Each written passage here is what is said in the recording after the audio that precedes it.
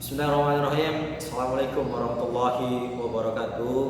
Selamat pagi teman-teman semua. Salam sejahtera untuk kita. Saya Yudhistira, mahasiswa program studi Pendidikan Bahasa dan Sastra Indonesia FKIP Universitas Mataram angkatan 2018. Sekarang saya sedang mendapat tugas dari salah seorang dosen saya dari mata kuliah Sosiologi Sastra. Di sini saya ditugaskan harus menceritakan beberapa atau salah satu novel yang kita anggap itu bisa kita ceritakan kepada masyarakat umum maupun teman-teman kita sesama mahasiswa. Di sini saya mengambil novel yang berjudul Laskar Pelangi yang diciptakan atau pemilik dari Andrea Hirata. Jadi novel yang berjudul Laskar Pelangi ini adalah novel pertama dari serangkaian tetralogi milik Andrea Hirata itu sendiri.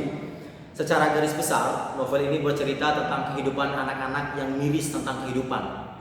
Andrea Hirata mengangkat atas dasar mirisnya pendidikan yang ada di Indonesia.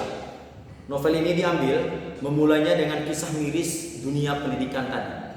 Kemudian di sebuah sekolah yang kekurangan murid, hendaknya itu kalau tidak salah di SDN Muhammadiyah di Bangka Belitung.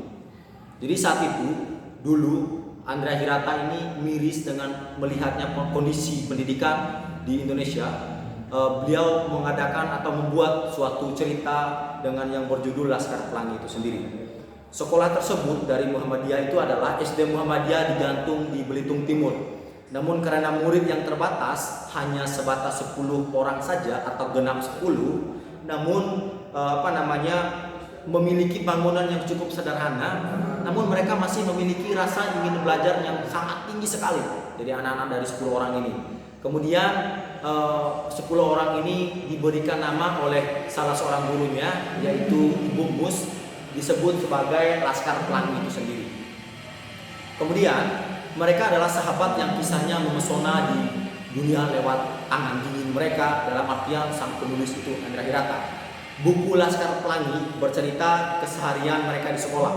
Keseharian mereka di sekolah ini dalam artian mereka adalah anak-anak desa dengan tekad luar biasa, perjalanan hidup yang menuntut ilmu dalam artian dengan keadaan yang pesimis, dalam artian minim akan sekolah dunia pendidikan yang ada di Indonesia itu sendiri. Sudut pandang bercerita dalam novel ini menggunakan aku. Dalam kata artian aku sendiri adalah si Ika. Ia anak yang pandai meski berada di urutan kedua setelah si Lintang. Lintang urutan kedua dari bocah terpandai di kelas. Mereka si Ikal ini menaruh minat yang besar pada sastra. Hal ini terlihat dari kegemarannya menulis puisi. Ia digambarkan sebagai anak yang sangat jenius. Orang tuanya seorang nelayan yang miskin dan hanya tidak memiliki biaya untuk menyanggupi pendidikan yang lebih tinggi saat itu.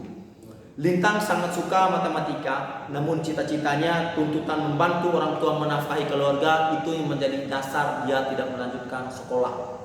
Kemudian tokoh lainnya adalah Sahara. Ia merupakan anak perempuan satu-satunya dalam cerita ini. Ia berpendirian kuat untuk cenderung keras kepala. Sementara itu, Mahar, ia digambarkan bertubuh ceking, mencintai, bertubuh ceking dalam artian ia suka nyanyi dan gemar atau yang disebut dengan okultisme. Tokoh berikutnya adalah Angkyong. Jadi dari namanya saja bisa kita kenal dari Tionghoa. Dia sangat menyukai Mahar dan mengikuti kemanapun ia. Ia digambarkan tak rupawan tetapi hatinya tampan. Begitu katanya. Lanjut ke Sahada.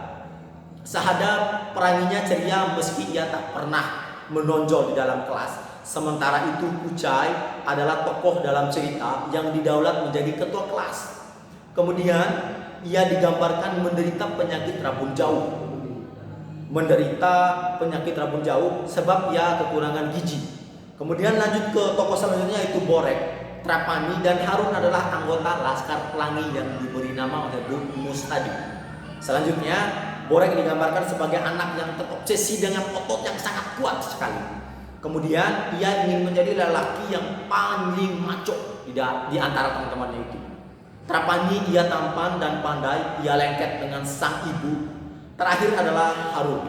Ia istimewa sebab ia berbeda dengan anak-anak lainnya.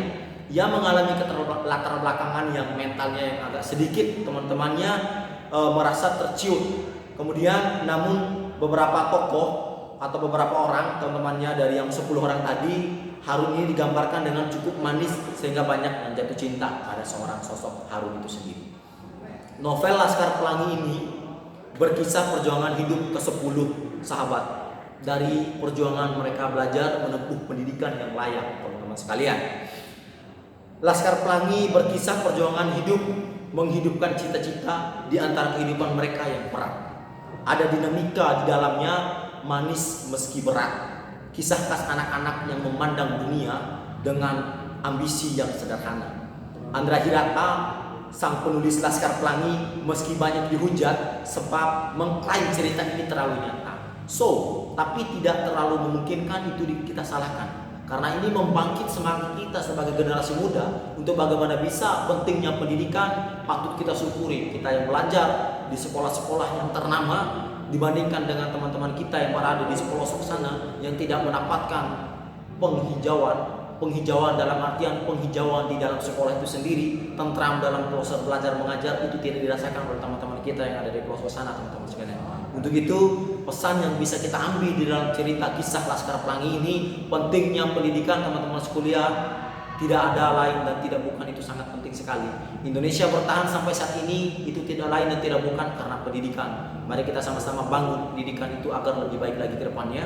Mungkin itu saja yang bisa saya sampaikan. Lebih dan kurangnya saya mohon maaf apabila ada kata-kata yang tidak berkenan dengan Laskar Pelangi atau novel ini. Saya mengucapkan permohonan maaf yang lebih dalam, yang lebih tulus dan lain dan tidak bukan itu datangnya dari diri hati saya.